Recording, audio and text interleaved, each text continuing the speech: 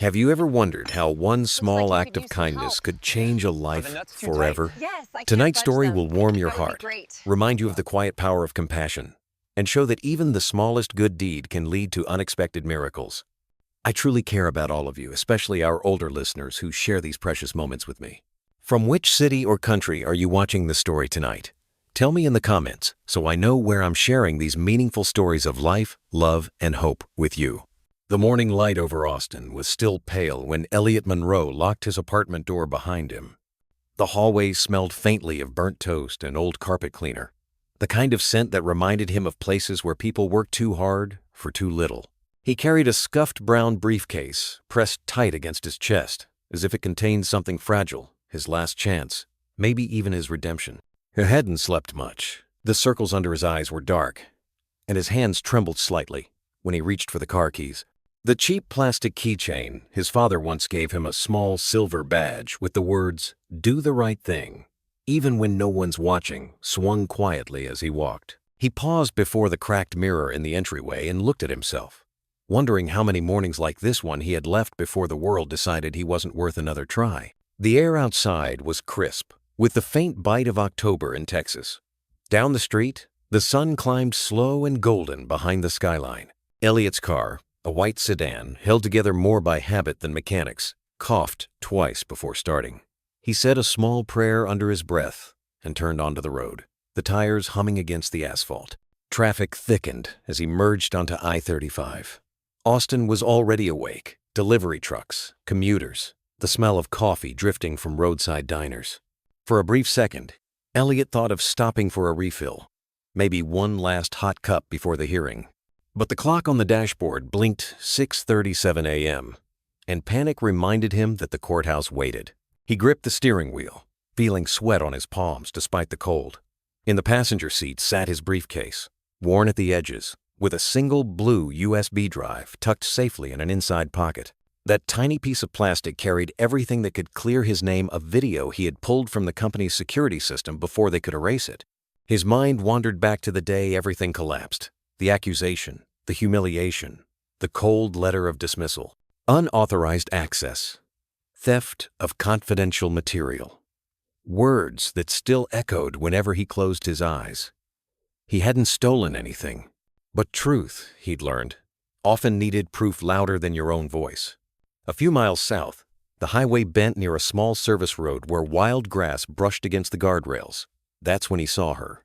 A gray sedan parked awkwardly on the shoulder, trunk open, one of its tires deflated flat against the dirt. Beside it, a woman stood with her jacket slipping from her shoulders, waving a dead phone in the air, like it might catch mercy from the wind. Elliot slowed before he even thought about it. There was something almost magnetic about the sight, someone in trouble on a morning already heavy with meaning. He eased onto the shoulder, hazard lights blinking weakly. "Need some help, ma'am?" he called out through the open window. The woman turned. She was maybe in her late 30s with dark hair tied back in a bun, eyes sharp yet tired. "Yes, please," she said, exhaling like relief itself. "Flat tire. I tried to lift the jack, but it's been a morning." Ugh. Elliot stepped out, pulling his own small hydraulic jack from the trunk. The air smelled of engine oil and cedar from the nearby trees. "You're lucky I've done this 100 times, he said, crouching down beside the wheel. "Don't worry. You'll be rolling again in 10 minutes. The woman nodded, watching him work. "You seem in a hurry," she said after a while. "Big day?" He smiled faintly without looking up. "Something like that. I know the feeling. First day at a new job. I'm already late." "Then we're both racing the clock," he replied, tightening a lug nut. "Sometimes days that start bad end up better." The words left his mouth without thought, but something about them hung between them, soft and oddly hopeful. When he stood again, dusting his hands on an old rag, the woman's expression had changed. She looked at him not just with gratitude, but with a kind of quiet study, as if memorizing his face for a reason she didn't yet understand. "Thank you," she said. "What's your name?" "Elliot. Elliot Monroe." She smiled, her tone suddenly warmer. "Charlotte Hayes, you just saved my morning." He waved it off, awkwardly. "Glad I could help. Now go, before the city eats you alive." She laughed lightly, got into her car, and pulled back onto the road. The sound of her tires faded into the hum of traffic.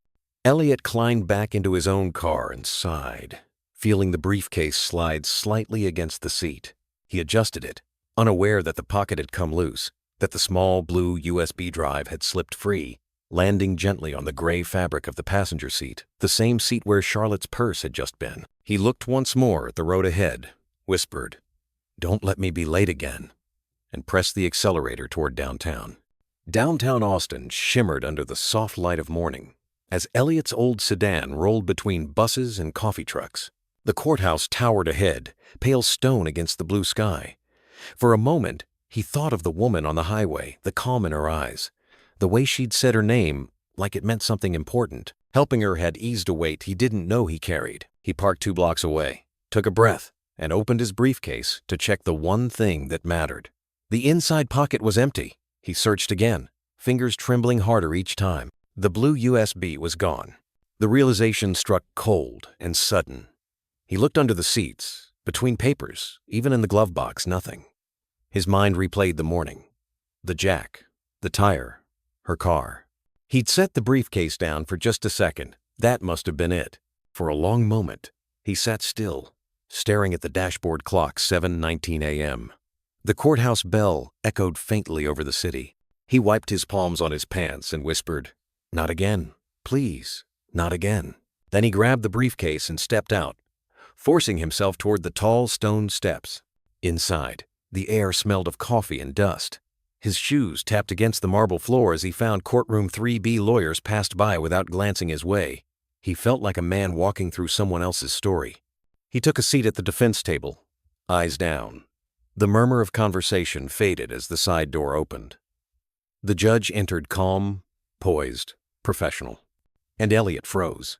It was her, Charlotte Hayes, the woman from the highway, now wearing the black robe of the court. For an instant, neither moved. Her gaze brushed past him, then returned, quick and sharp, as if her mind was searching through the morning. Elliot's throat tightened. "All rise," the bailiff called. Everyone stood. Charlotte's voice, steady and formal, carried through the room. Case number 47,520. Gentech Solutions versus Elliot Monroe. Their eyes met again. No words. Only the silent shock of 2 strangers who had already changed each other's lives without knowing just how deeply yet. Elliot's hands still shook as he stood in the courtroom, trying to breathe quietly. The walls were high and pale, lined with polished wood panels that seemed to absorb every sound except the echo of his heartbeat. Charlotte Hayes, the woman he'd helped not 2 hours ago, sat at the bench, her face a mask of composure. She glanced down at the papers before her, the black robe falling like a curtain between them. He wanted to believe it was a coincidence, just one of life's strange loops. But when her voice filled the room, calm and authoritative, the truth sank in. His fate rested in the same hands he had offered kindness to that morning. At the plaintiff's table, Richard Kane straightened his tie, his smile sharp and certain. Beside him sat Melissa Dunn, the company's compliance officer, flipping through files without looking up. She had once been his supervisor. Now she avoided his eyes entirely. "Mr. Kane," Charlotte said, "you may begin." "Thank you, Your Honor," the lawyer replied, rising smoothly. Gentech Solutions brings forth a claim of misappropriation of company property and confidential data against Mr. Elliot Monroe, formerly employed as systems technician. He paced slowly before the jury box that wasn't there. Civil court, no jury, just the quiet weight of authority. 2 weeks ago, a company laptop containing sensitive material was reported missing. Surveillance logs show that the only person entering the restricted floor that night was the defendant. Richard's voice was honeyed confidence, rehearsed to the syllable. "We are seeking restitution for damages and the return of all proprietary data." Charlotte nodded. "Mr. Monroe?" Elliot stood. His throat felt dry, and the room seemed smaller than before. "Your Honor, I didn't take anything. I have a video that proves it's security footage showing Melissa leaving with the laptop that night." Melissa's head jerked up, eyes flashing briefly with panic before settling into cold indifference. "Do you have this footage with you?" Charlotte asked. "Yes, ma'am." Elliot fumbled with the briefcase, the zipper scraping softly. Papers, cords, his old resume, but no USB. His chest tightened. He checked again, his movements quick and clumsy. Nothing. I had it right here, he said, his voice cracking. A blue flash drive, it's gone. The silence that followed was unbearable. Richard crossed his arms, pretending concern. How convenient. Charlotte's gaze narrowed slightly, though her tone remained steady. Mr. Monroe, do you have any digital copy? Any email record? No, Your Honor, he said. That drive was the only one. Richard's smirk widened. Perhaps this is a pattern, Your Honor. Misplacing things that don't belong to him. The remark drew a faint reaction from the courtroom staff. Elliot's face burned, but he said nothing. Charlotte raised a hand. That will be enough, Counselor. Her eyes lingered on Elliot, studying him with quiet intensity. Mr. Monroe, without evidence, your statement cannot be verified at this time. The court will recess for 30 minutes. You may attempt to locate the missing file. And her gavel struck once, sharp and final. The sound echoed in Elliot's chest long after she stood and disappeared through the side door. He collapsed back into the chair, his pulse drumming in his ears. Around him, papers rustled and footsteps shuffled out. He was alone now, sitting in a quiet room that smelled faintly of dust and despair. The thought pressed down like a stone. I lost the only thing that could save me. Outside, sunlight streamed through the tall windows, cutting the space into lines of gold and shadow. He stared at them, trying to find calm, to think. Somewhere in the jumble of panic, a small memory stirred the car on the shoulder, the open trunk. Charlotte's voice saying, I'm already late. Elliot rubbed his face, exhaled, and whispered, No, it can't be. But deep down, he already knew where the truth was waiting. Elliot left the courtroom, the echo of the gavel still thudding in his ears. The hallway stretched endlessly ahead, lined with portraits of people who once held power over other men's lives. His steps quickened as his thoughts spun back to that morning, the flat tire, the open trunk, the moment he set the briefcase on her passenger seat. Then it hit him. The drive wasn't lost. It was in her car. He stopped near a security desk. Sir, he said breathlessly, I left something in a judge's vehicle. It's urgent. The guard looked doubtful. That lot's off limits. Please, Elliot said quietly, desperation breaking through. If I don't find it, I'll lose everything. A pause, then a sigh. 5 minutes, the guard muttered. Make it quick. They descended into the dim sublevel. The smell of oil and old concrete hung thick in the air. Elliot spotted the gray sedan immediately, the faint grease smudge he'd left still on the bumper. His heart pounded as he knelt, reaching between the seat and console. His fingers brushed something small and solid. He pulled it free, the blue USB. For a moment, he just stood there, holding it to his chest like a prayer answered. Got you, he whispered. The guard raised an eyebrow. Find what you were looking for? Yeah, Elliot said softly. Hope. He ran back upstairs, lungs burning. The courtroom doors were closing when he slipped inside. Charlotte was already seated again, papers neatly stacked before her. Mr. Monroe, she said, steady but curious. Did you find your evidence? Yes, Your Honor. He held up the USB. I'd like to submit it. Richard Kane scoffed. How convenient. Charlotte's gaze silenced him. Proceed. Oh? Moments later, the video flickered onto the courtroom screen grainy security footage of Melissa entering the restricted area, then leaving with a black bag. The room fell into a heavy, electric silence. Elliot said quietly, That's all I needed to show. Charlotte nodded, voice calm but softer now. The court will verify the material. Session resumes this afternoon. The gavel struck once, clean and final. As people filed out, Charlotte looked at Elliot again, this time with something human in her eyes, as if kindness had finally found its way back to her. Elliot sat alone in the courthouse lobby, hands clasped tightly around the blue USB drive like it might disappear again if he blinked. The crowd moved around him, lawyers with folders, clerks with phones, the smell of coffee and copy paper mixing into the air, but none of it reached him. His whole world had shrunk to a single thought. I found it. But it's not over yet. He turned the small device in his fingers. Under the bright light, the label shimmered slightly, video evidence, 9/12. It looked so ordinary, almost fragile. How could something so small hold so much truth? Through the glass doors ahead, the afternoon sun poured over the steps, bright and heavy. He exhaled slowly, trying to calm the rush in his chest.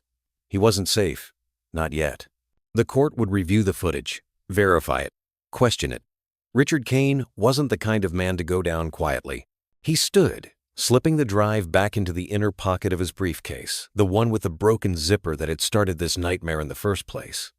He almost smiled at the irony. Then, taking a deep breath, he walked toward the exit. The moment he stepped outside, Austin greeted him with the hum of mid-afternoon traffic.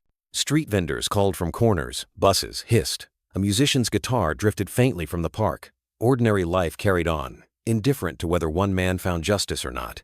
At the corner of the courthouse lot, Frank Douglas, the older security guard from earlier, leaned against a pillar with a cup of iced tea.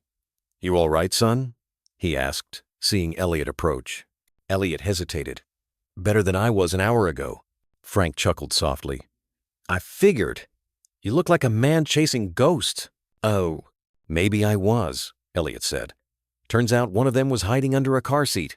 Frank smiled, nodding toward the briefcase. "Hold on to that thing. The truth has a way of slipping through cracks." "I will," Elliot replied. "And thank you for letting me in earlier." "You didn't have to," the guard shrugged. "Sometimes you can tell when someone's telling the truth. It's in the eyes. My wife used to say that before she passed." Elliot looked at him for a long moment, grateful but quiet. She sounds like she was right. Frank's gaze softened. "Good luck in there tomorrow. Don't let the fancy words scare you. The truth's still the truth, no matter who's holding the gavel." Elliot nodded and walked off, his steps slower now, the weight of exhaustion pressing against his shoulders. He stopped by a diner across the street, Joe's, the same place he used to grab coffee before work back when life felt steady. The bell over the door chimed as he entered.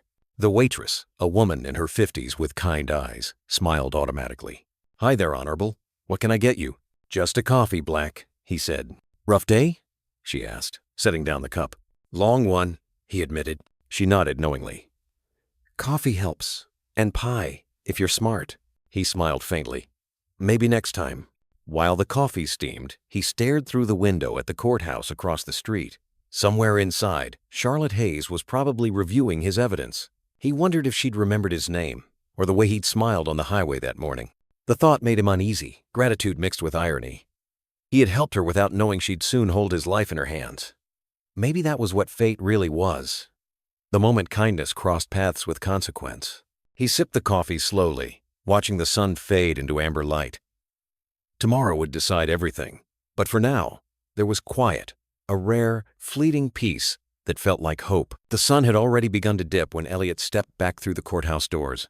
The marble floors reflected the orange light like melted gold, and the long shadows of the pillars stretched across the lobby. Everything looked calmer, quieter, yet his pulse quickened all the same. He moved toward courtroom 3B, clutching the briefcase as though it contained something more than evidence, maybe his last piece of faith. Inside, the room buzzed with restrained tension. Richard Kane whispered something to Melissa Dunn, who sat rigid beside him, her hands clasped too tightly. Charlotte Hayes entered a few moments later, her presence bringing immediate order. She took her seat, her gaze briefly brushing over Elliot before turning to the papers before her. "Court will reconvene," she said softly, her voice steady but edged with curiosity. "We'll continue the hearing of Gentex Solutions versus Elliot Monroe, Mr. Monroe. Your video has been reviewed for initial verification. The court is ready to proceed." Elliot's throat went dry. He nodded once. Charlotte gestured toward the technician. The screen flickered to life again, the same hallway, the same timestamp. But this time, Charlotte watched every frame with deliberate care. The room was silent, except for the faint hum of the monitor. When Melissa appeared on screen, entering the restricted floor, Richard shifted slightly in his seat. Charlotte caught it. Her eyes moved from the screen to him, sharp and unspoken. The video ended. Charlotte leaned back slightly. "The footage is consistent," she said quietly. "Do you have anything further to add, Mr. Kane?" Richard rose, his composure cracking. "Your Honor, this material could have been manipulated." "Was it?" she interrupted gently. He hesitated. "We can't confirm that without analysis." "Then we will wait for that analysis," she said, tone firm but calm. "Until then, this evidence will remain part of the case file." Richard sank back into his chair, his jaw tight. Elliot felt something shift in the room, a tiny tilt of balance. It wasn't victory, not yet, but it was the first time in months he didn't feel like the walls were closing in. Charlotte turned toward him. "Mr. Monroe," she said, her tone softening almost imperceptibly. "The court acknowledges your cooperation and composure. I suggest you rest before tomorrow's continuation. M." Her words were formal, but the look in her eyes wasn't. It was almost human. "Thank you, Your Honor," he said quietly. When the session adjourned, he lingered for a moment, watching the light fade through the high windows. Charlotte gathered her papers, pausing as if to say something, then changed her mind. She stood and left through the side door, her robe trailing like a slow whisper behind her. Outside, the air had cooled. Elliot walked down the courthouse steps, the briefcase heavy in his hand, but his heart strangely light. He crossed the street toward the bus stop, the sound of crickets rising over the evening traffic. Halfway across, he stopped and looked back at the courthouse, its windows glowing softly under the sunset. Somewhere inside, he knew Charlotte was still working, reviewing every second of that footage. He wondered if she remembered the highway that morning, or the way he'd said, "Sometimes days that start bad end up better." The thought made him smile for the first time in weeks. At the corner, Frank Douglas waved from the security booth, raising a hand in salute. Elliot waved back. "Long day?" Frank called. "The longest," Elliot said, grinning faintly. "But maybe the best one yet." Frank nodded, tapping his temple. "You did right, son. The truth don't rust." Elliot chuckled softly, his shoulders relaxing. He kept walking until the courthouse disappeared behind the buildings. Tomorrow would bring more questions, maybe more battles, but for now, there was quiet. The city exhaled with him, and the Texas evening wrapped itself around everything like a slow, forgiving breath. He didn't know it yet, but the woman whose car he'd stopped to help that morning would soon be the one to return him his life. The next morning came soft and bright over Austin, the kind of light that made even the courthouse look forgiving. Elliot stood outside the Travis County building, holding his coffee with both hands, letting the warmth steady his nerves. The sleepless night had left his eyes red, but his heart beat differently now, quieter, steadier. He looked up at the flag fluttering against the clear sky. One more day, he thought. Just hold steady.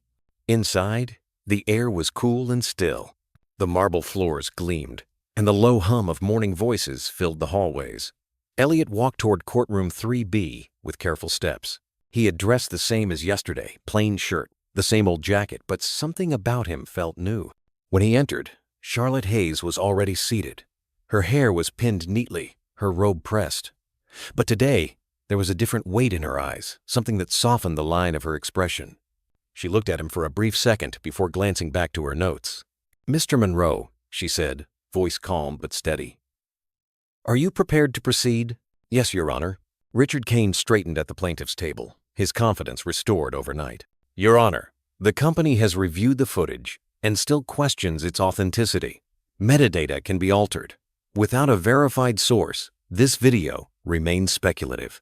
Charlotte nodded slightly, not revealing what she thought. "And your response, Mr. Monroe?"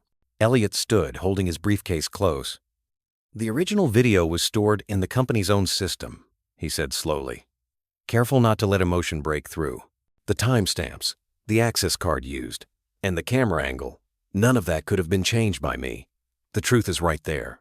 It's been there the whole time." Melissa Dunn shifted uneasily beside Richard, her gaze fixed on the table. Richard's voice rose. "That's his interpretation, Your Honor. We're not here to interpret, only to prove." Charlotte lifted her hand slightly, silencing him. Her tone remained even. "Then let us do exactly that." She turned to the technician. "Replay the footage, please." The screen lit up again. The quiet hum of the projector filled the space. Elliot didn't look at the screen this time. He looked at the people. He watched Charlotte, watching the evidence, her eyes sharp but thoughtful. He watched Richard glance nervously toward Melissa, who avoided him entirely. The video played through once more. Melissa entering the restricted hallway, badge in hand, then leaving with the laptop bag. The clip ended. Silence hung in the room like held breath. Charlotte looked down at her notes for a long moment. Then she exhaled slowly, setting her pen aside. "The court recognizes the footage as valid pending verification," she said. "Further examination will continue this afternoon. Until then, both parties are dismissed." Her gavel came down gently. Elliot stayed still as everyone began to move.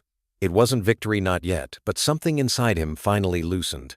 When Charlotte rose from her chair, she glanced in his direction once more. Their eyes met for a fraction of a second, longer than formality required. Outside, the late morning sun felt warmer than before. Elliot walked down the courthouse steps, each breath lighter than the last. Frank Douglas waved at him from the security gate, his iced tea already in hand. "Still fighting the good fight, huh?" the guard called. "Trying to?" Elliot replied with a faint grin. "Keep at it," Frank said. "The truth's got a heartbeat. It just takes a while to wake up." Elliot nodded, pocketed his hands, and looked up at the sky. The day was far from over, but for the first time, he believed he might actually see the end of this storm. When Elliot returned to the courthouse that afternoon, the clouds had rolled in over the city. The sky had turned silver, heavy with the smell of coming rain. He walked faster, clutching his briefcase close to his chest as if it could shield him from everything waiting inside. Courtroom 3B was quieter than usual. The air carried a kind of charged stillness, like everyone knew something important was about to happen. Charlotte Hayes sat at the bench, calm as ever, but her eyes were different now, watchful, alert. Elliot noticed it the moment he stepped through the door. She gave a small nod. "We'll proceed." The technician adjusted the monitor, and the familiar hallway appeared again.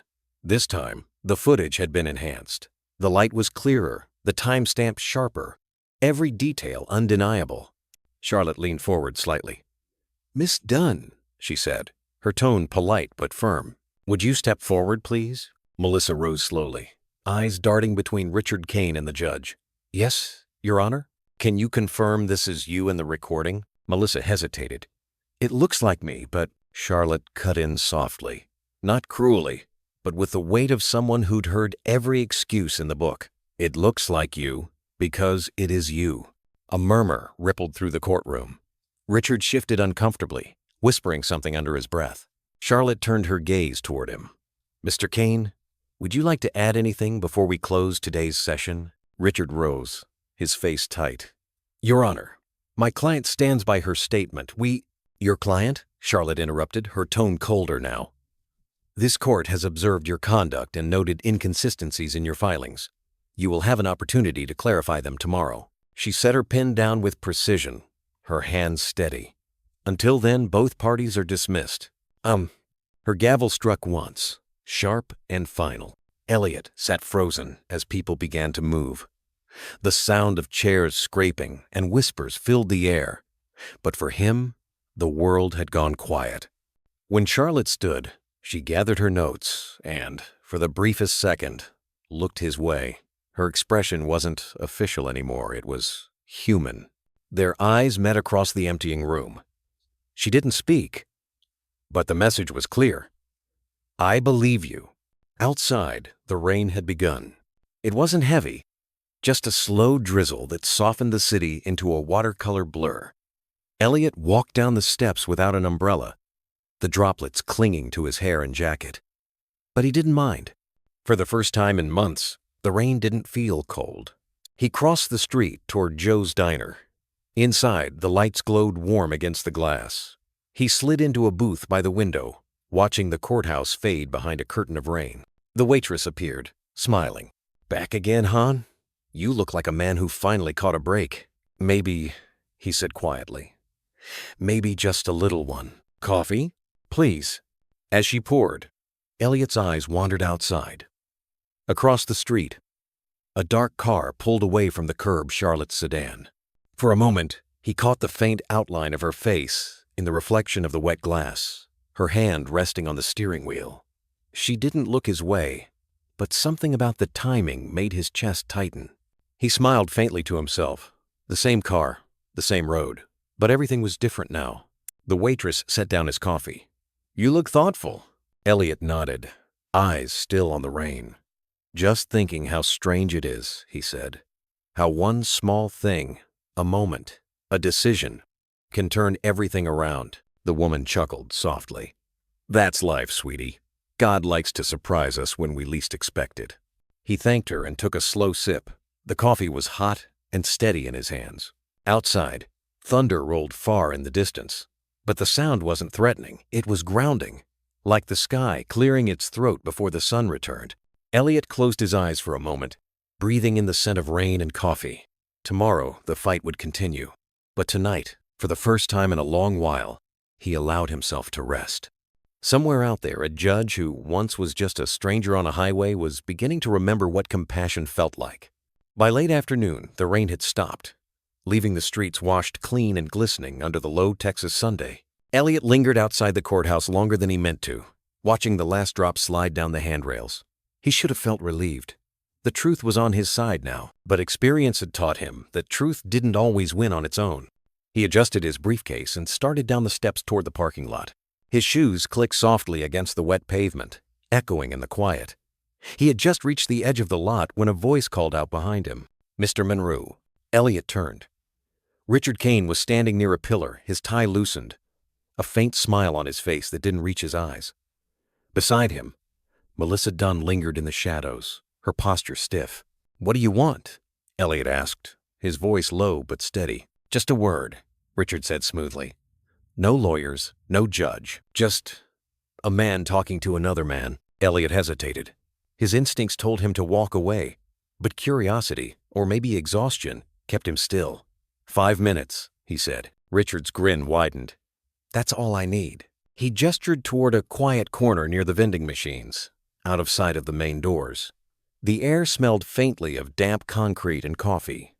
Elliot followed, keeping a small distance. Richard opened his briefcase, pulling out a manila envelope. "You've had quite a day," he said casually. "Impressive, really. Most people in your position would have folded long ago." "I'm not most people. That's exactly why I'm here," Richard said, holding out the envelope. Inside $25,000. Enough to get back on your feet, pay off whatever debts this whole mess caused, maybe even start fresh somewhere new. Elliot stared at the envelope without moving. "What's the catch?" "No catch," Richard said, his voice smooth as oil. "Tomorrow morning you tell the court you made a mistake. You say you acted alone. The company withdraws its complaint, you walk away clean. Everyone wins." "Everyone?" Elliot repeated softly. "Well," Richard said with a half-smile, "everyone who matters." The words settled in the air like dust. Elliot's gaze dropped to the envelope again, then back to Richard's face. "And if I say no?" Richard's tone didn't change. "Then we'll drag this case for months. Legal fees, counterclaims, defamation suits. You'll lose everything trying to clear your name. You may be right, Elliot, but being right doesn't pay rent." Melissa spoke for the first time, her voice barely above a whisper. "Take it, please. This isn't worth ruining your life." Elliot turned to her. "You mean the way you ruined mine?" She flinched, her eyes falling to the ground. Richard sighed, slipping the envelope closer. "You've fought hard. No one would blame you for taking the easy way out now." Elliot said nothing. His face was unreadable, his breathing slow. For a long moment, the only sound was the steady drip of rainwater from a gutter overhead. Then he nodded once. "All right," he said quietly. "I'll think about it." Richard's smile returned, quick and victorious. "Good man, I knew you were reasonable." Elliot took the envelope, his fingers brushing against the smooth paper. "Tomorrow, then," Richard said, offering his hand. Elliot didn't shake it. "Tomorrow." He turned and walked away, the envelope heavy in his hand, the setting sun burning gold against the courthouse windows. What Richard didn't see was the faint red light glowing inside Elliot's jacket pocket, a small digital recorder running the entire time. That night, the air over Austin was still.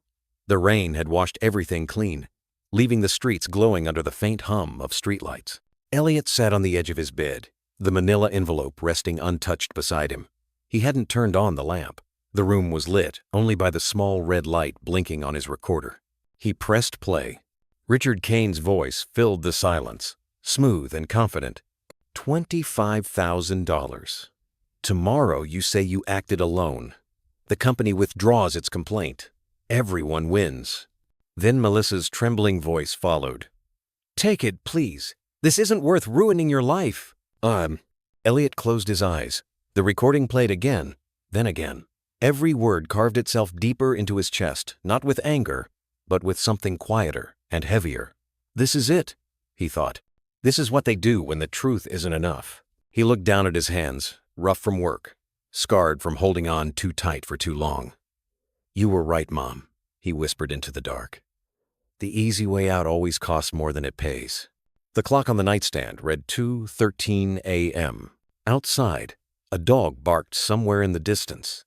Elliot reached for the envelope, tore it open, and stared at the neat stacks of bills inside. It was more money than he'd seen in years, and it made him sick. He placed the recorder beside it, both lying there under the weak light from the window. Truth and temptation, side by side. For a long time he didn't move. Then, slowly he stood, walked to the kitchen, and poured himself a glass of water. The old refrigerator hummed in the background, the sound strangely comforting. On the counter sat a picture frame, him and his younger sister, years ago. Before everything fell apart, he touched the glass gently, his thumb brushing over her smile. He'd lost too much already, his job, his reputation, almost his dignity. But he wasn't going to lose himself. Not now. By dawn, he was dressed again in his same wrinkled shirt and jacket, the envelope now sealed inside a small evidence bag he'd picked up from an old friend who worked at a security firm. He slid the recorder into his briefcase, next to the blue USB, 2 tiny pieces of plastic that could burn an empire. When he stepped outside, the sky was pale and open, the air cool with morning wind. Across the street, Joe's Diner had just opened. Through the window, he saw the waitress wiping down the counter. She looked up and gave him a small wave. He smiled faintly and waved back. A few minutes later, as he sipped his coffee, he saw Charlotte Hayes' car pull into the courthouse lot. She got out, robe draped over her arm, her expression composed but tired. Even from a distance, there was something steady about her presence, someone who bore other people's battles quietly. He watched her disappear through the main doors and whispered to himself, "One more day." Then he stood, dropped a $5 bill under his cup for the coffee, and walked out into the rising Sunday. When he reached the courthouse, Frank Douglas was at the gate again, sipping from his usual cup of iced tea. "Back so soon?" the guard asked. "Couldn't stay away," Elliot said with a small grin. Frank studied him for a second, then nodded slowly. "You look different today." I feel different," Elliot replied. "Good," Frank said, smiling. "Sometimes the truth gives a man his face back." Elliot chuckled softly, touched the brim of his jacket in farewell, and headed up the steps. The courthouse doors opened with their familiar heavy groan. He stepped through, the sound echoing behind him. Tomorrow would bring noise, judgment, and confrontation.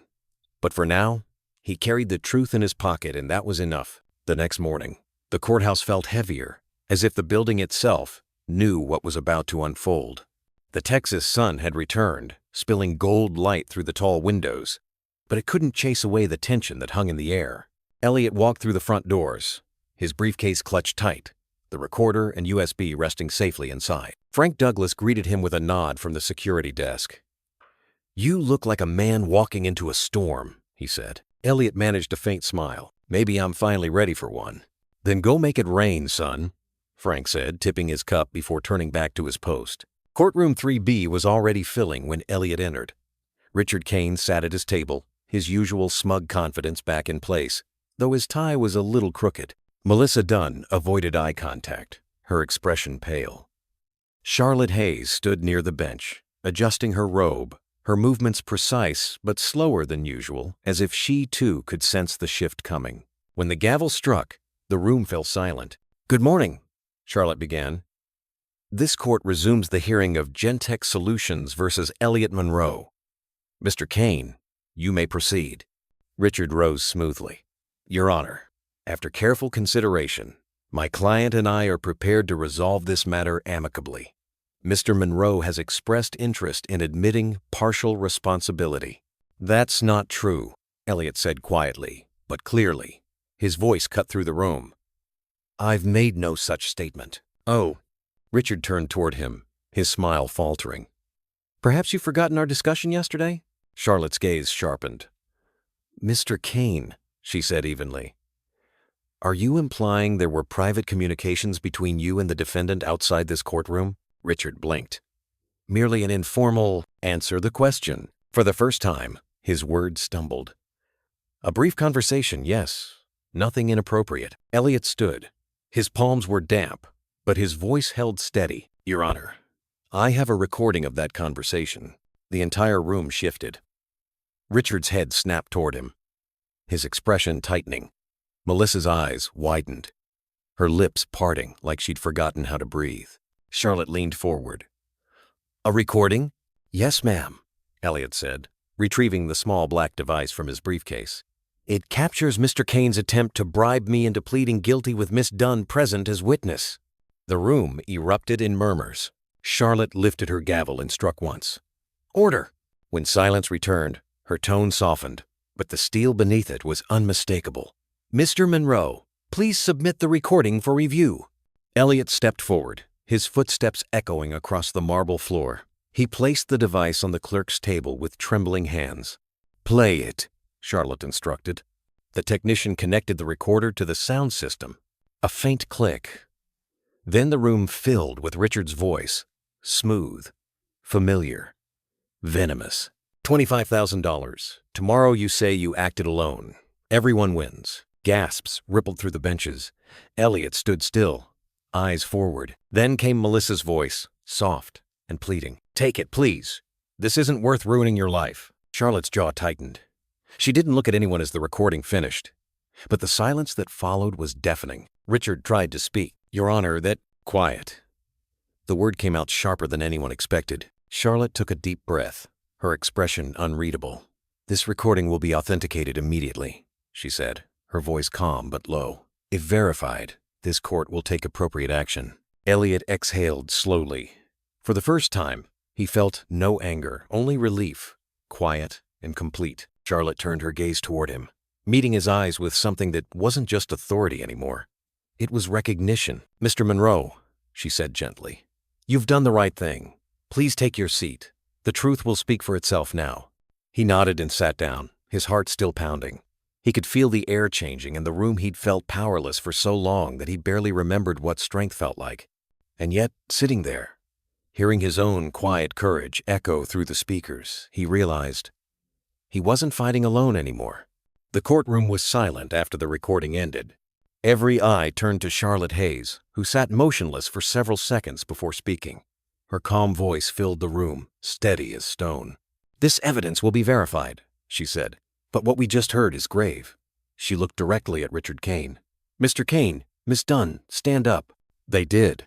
Richard's face had gone pale. Melissa's hands trembled. Attempting to bribe a defendant and alter the course of justice is a criminal act, Charlotte continued. This court orders your immediate detention pending investigation. The guards moved quickly. The sound of handcuffs echoed against the wooden walls. Melissa turned once toward Elliot, eyes full of guilt, but he only shook his head. Some things didn't need words. Charlotte looked back at Elliot. Mr. Monroe, she said, her tone gentler now, you are officially cleared of all charges. This court recognizes your innocence. Elliot exhaled, his body finally relaxing. Thank you, Your Honor. Oh, Charlotte's expression softened. Thank you for standing by the truth. The gavel struck once. Court dismissed. Outside, the air felt new again. Elliot stepped into the sunlight, blinking as if waking from a long sleep. Reporters called his name, but he kept walking until the noise faded behind him. A few minutes later, Charlotte exited the courthouse.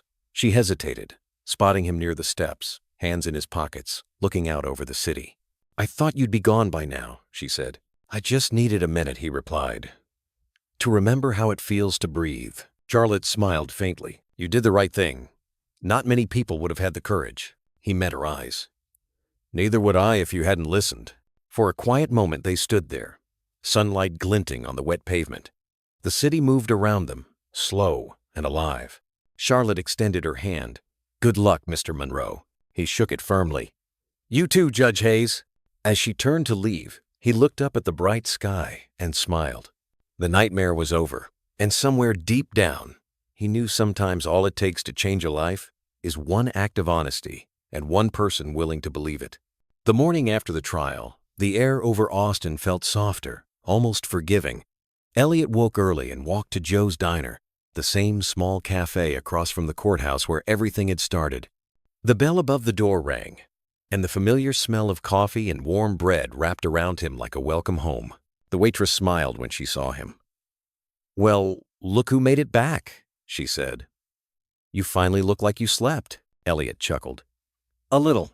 Guess it's easier when you're not facing prison." She poured his coffee. "You deserve it, honey. Sometimes good people just have to walk through the storm first." He thanked her and sat by the window. Outside, the courthouse stood in the distance, calm and unthreatening now.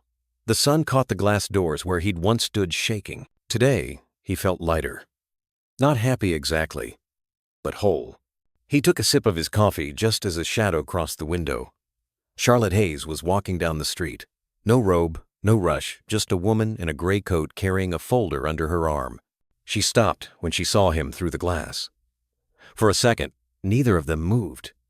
Then she pushed the door open and stepped inside. "Didn't think I'd find you here," she said, her voice warm but careful. "It's quieter than court," Elliot replied with a small smile. She smiled back and sat across from him. The waitress came over again, eyes bright with curiosity, and poured another cup of coffee without a word. "I wasn't sure if I should come," Charlotte said after a pause. "Judges aren't supposed to get personal with defendants." "I'm not a defendant anymore," Elliot said softly. That made her laugh, a quiet, real laugh. For the first time, the sound didn't echo off marble walls. They sat in silence for a moment, watching sunlight slide through the diner window. Outside, people passed by, carrying groceries and morning news. Life kept moving, the way it always did after storms. Charlotte glanced at the folder in her hands. "The court's reviewing your case officially. You might even get compensation for wrongful accusation." Elliot looked down, thoughtful. "Money's fine," he said, "but I already got what I needed." "What's that?" He met her eyes. "My name back, my peace." She nodded, understanding completely. "That's worth more than any settlement." Elliot smiled, then asked, "Do you ever get tired of it, carrying everyone's truth on your shoulders?" Charlotte looked out the window, the sunlight reflecting in her eyes.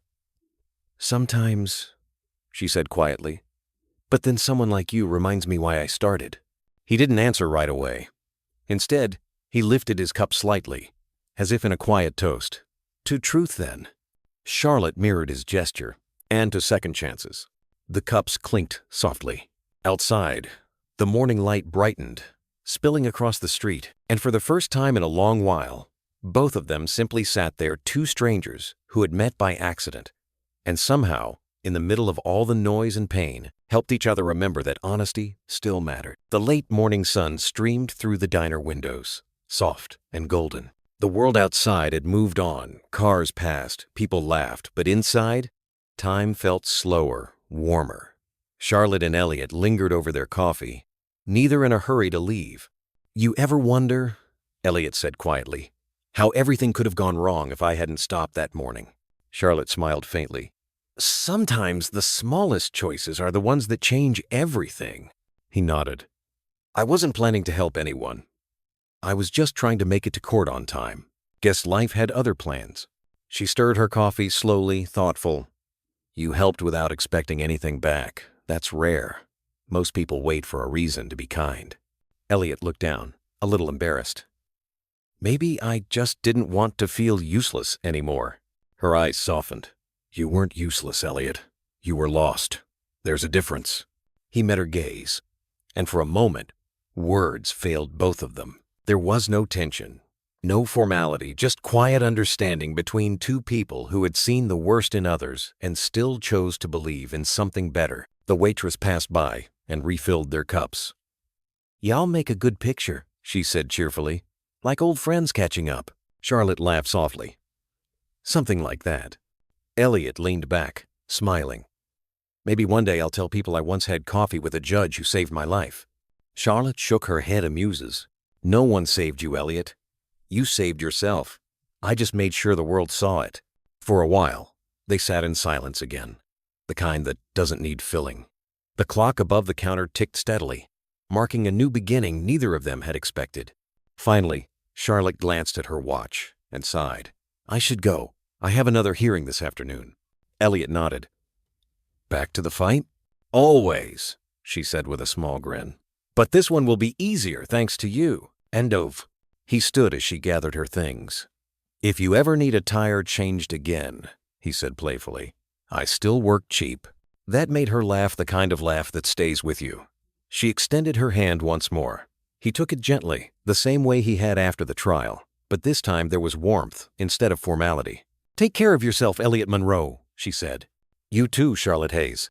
She hesitated at the door, turning back once before stepping into the sunlight. For a moment, he watched her walk away through the reflection in the glass, the woman whose broken-down car had changed the course of his life. He sat back down, finishing the last sip of coffee. Outside, the world looked clearer, brighter.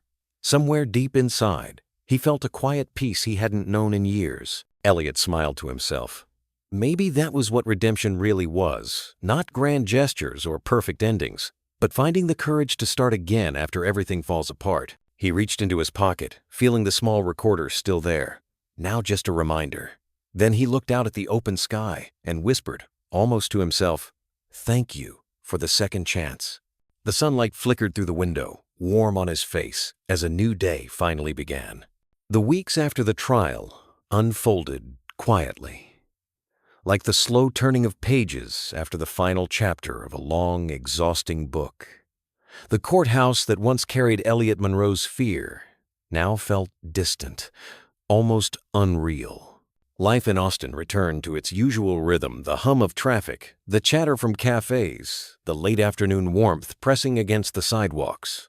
But inside him, something had shifted forever.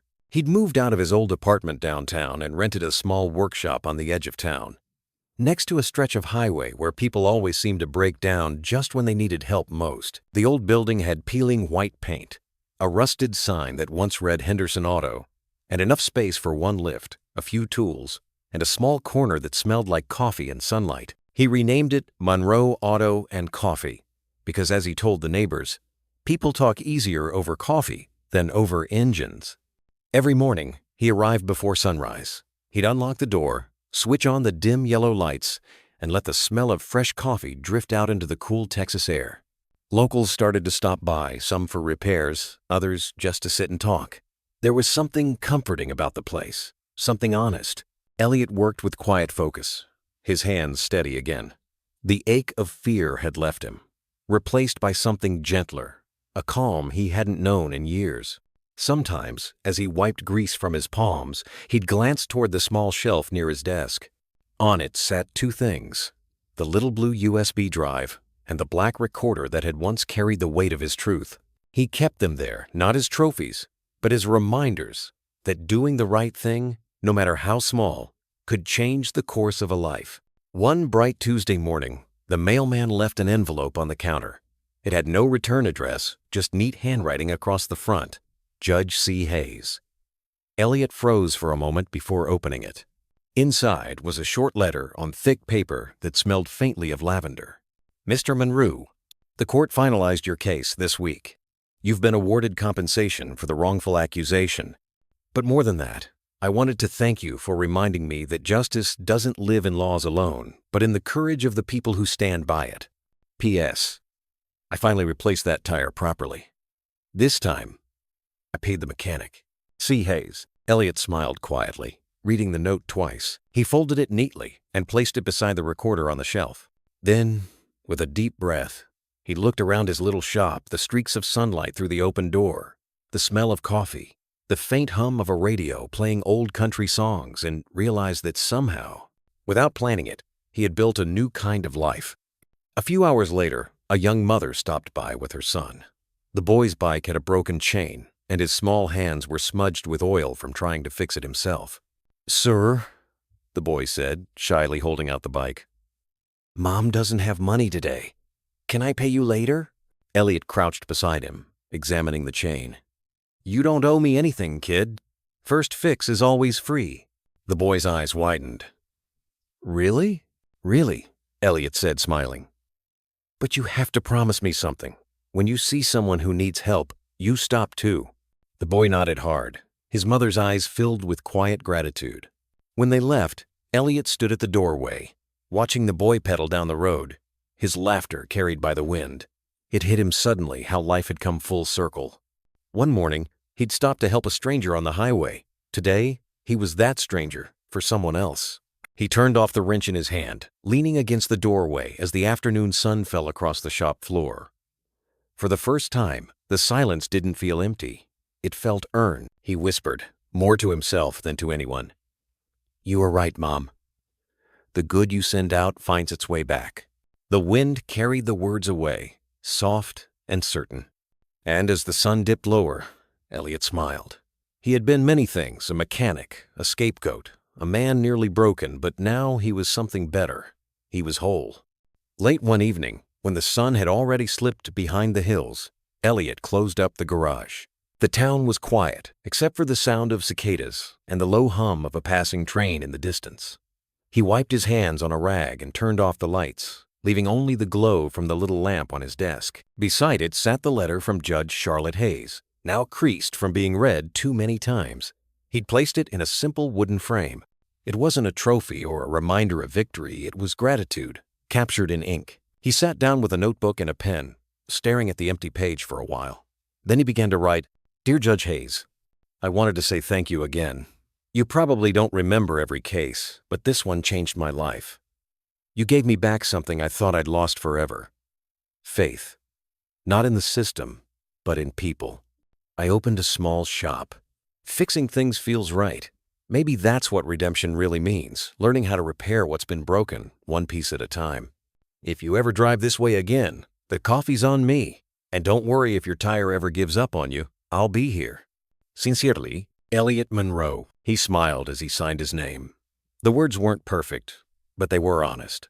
He sealed the envelope and placed it by the door, ready to send in the morning.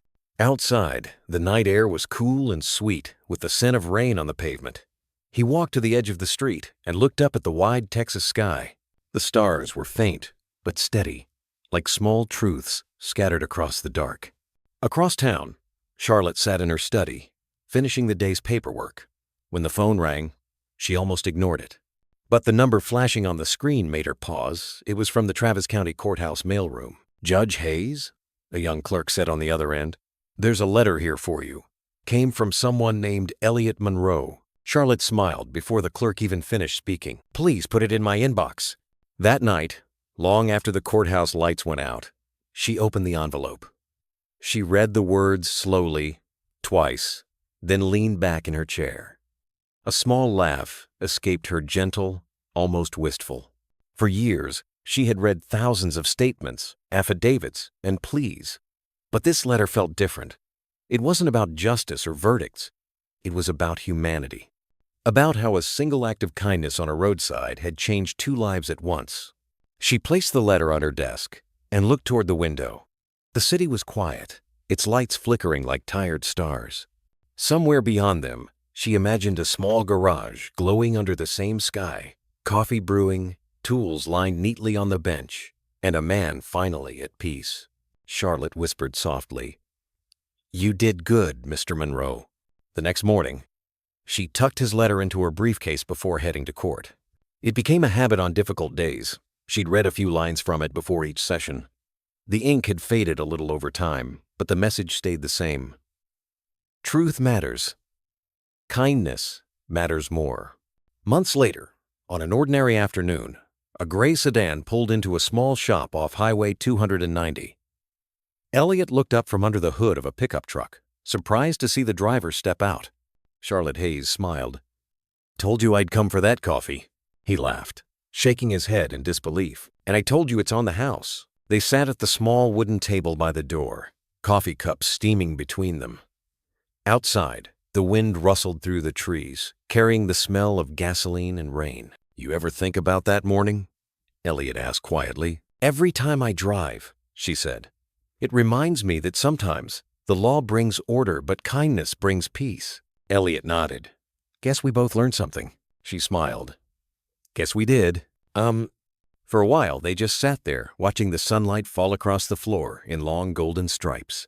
The world outside kept turning, cars passing, people living, but inside that little shop, there was stillness and something like grace. And if you had stood outside the door, you would have heard the faint sound of two people laughing softly. the kind of laughter that comes only after surviving the storm. Because sometimes redemption isn't loud, it's quiet, patient, and found in the small moments when two lives, broken in different ways, finally find their way home. Sometimes, life's greatest lessons arrive quietly through a broken tire, a helping hand, or a chance meeting that was never part of our plans. Elliot's story began with one simple act of kindness on a lonely Texas road, and it ended with the rebuilding of not just his name, but his heart. What started as a desperate search for justice became something deeper, a rediscovery of faith in people and in the quiet strength that still lives inside us when the world turns away. I know many of you listening tonight have been through your own storms, moments when the truth felt small, when doing the right thing cost more than you thought you could give. But like Elliot, you kept walking, you kept believing, and somehow you found your way back into the light. Because that's what love and redemption really are, not grand gestures, but the slow work of repairing what's been broken. One choice, one heart, one act of grace at a time. The lesson is simple, but powerful. Unconditional kindness can change a destiny. Everyone deserves love and a place to belong. Compassion is worth more than wealth or titles. And happiness always finds those who live for others. Sometimes, all it takes is giving someone a second chance, or giving yourself one. Just think about that for a moment. Like the porch light you leave on for family coming home late. One small act of goodness can guide us through the darkest roads. It may seem like nothing at first, but for someone out there, it can mean everything. Maybe you've shared a meal at your kitchen table that made an old friend smile again, or helped a neighbor without being asked. Maybe, like Elliot, you've learned that when we give freely without expecting anything back, life has a beautiful way of giving more than we ever imagined. So tonight, as the stars come out over your town, take a quiet moment to remember this story and your own, because every life, no matter how ordinary, holds the power to heal another. If this story touched your heart, press 1" the comments to let me know you felt it too. And if you think we could tell it better, or you'd like to share your thoughts, press 0. I always love hearing from you. Thank you for listening, my friends. Wherever you are, may your days be gentle, your nights peaceful, and may kindness always find its way back to your door. Like a quiet porch light glowing at dusk, a single act of kindness can lead us safely through life's darkest paths.